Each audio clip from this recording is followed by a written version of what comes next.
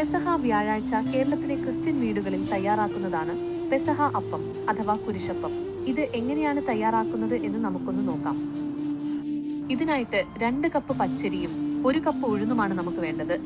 അതായത് അരിയുടെ നേരെ പകുതി അളവിലാണ് നമ്മൾ ഉഴുന്ന് ചേർക്കുന്നത്. ആദ്യമായി പച്ചരിയും ഉഴുന്നും നന്നായി കഴുകി ഒരു 4 മണിക്കൂർ കുതിരാൻ വെക്കണം. നന്നായി കുതിർന്നു വന്ന ഉഴുന്ന് നമുക്ക് ആദ്യം അരച്ചെടുക്കാം. മിക്സിയിലിടുമ്പോൾ ഉഴുന്നിന് തൊട്ടുമുകളിൽ നിൽക്കുന്ന അത്രയും മാത്രം വെള്ളം ഒഴിച്ച് നല്ല പേസ്റ്റ് പോലെ അരച്ചെടുത്ത് ഒരു പാത്രത്തിലേക്ക് മാറ്റാം. ഇനി നമുക്ക് കുതിർത്ത് വെച്ചിരിക്കുന്ന അരി കൂടി അരച്ചെടുക്കണം. ഉഴുന്ന് അരച്ചതുപോലെ തന്നെ അരിയുടെ തൊട്ടുമുകളിൽ നിൽക്കുന്ന അത്രയും മാത്രം വെള്ളം ഒഴിച്ച് നല്ല പാകത്തിന് അരച്ചെടുക്കാം.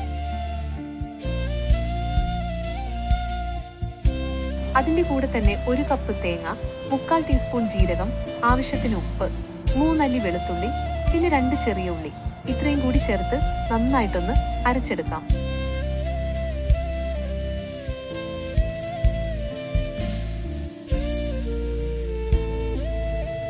നേരത്തെ അരച്ചു വെച്ച ഉഴുന്നിന്റെ മാവിലേക്ക് ഇത് ചേർത്ത് കൊടുക്കാം. അരച്ചെടുത്ത മാവിലേക്ക് എണ്ണയിൽ വറുത്തെടുത്ത തേങ്ങാക്കൊത്തു കൂടി ചേർക്കുന്നത് അപ്പത്തിന് നല്ലൊരു ടേസ്റ്റ് നൽകും. ഇത് നിർബന്ധമില്ല കേട്ടോ, ഇഷ്ടമുള്ളവർ മാത്രം ചേർത്താൽ മതി.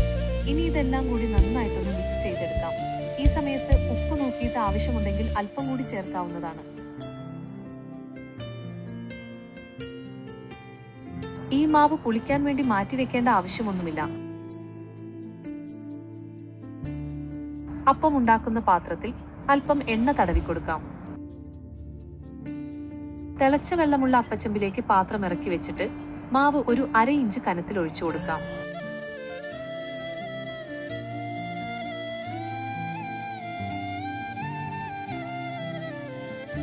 ഇതിന്റെ മുകളിൽ കുരുത്തോല കൊണ്ട് കുരിശ് ആകൃതിയിൽ വെച്ച് കൊടുക്കാൻ മറക്കരുത് കേട്ടോ.